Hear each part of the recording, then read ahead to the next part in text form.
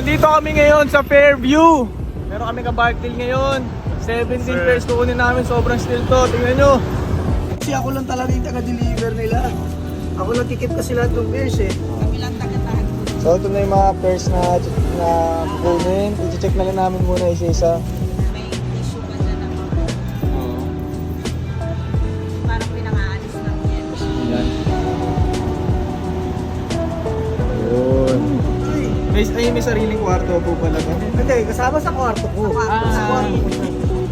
Ito pa isa pang royal to. Bali dalawa po no? Dalawa. Mataas pa rin yung boss. Wala na, 2K na lang yun. Baba. Grabe.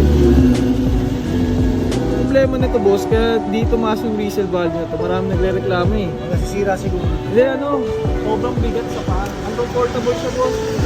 Ito yung Jordan Man tie-dye.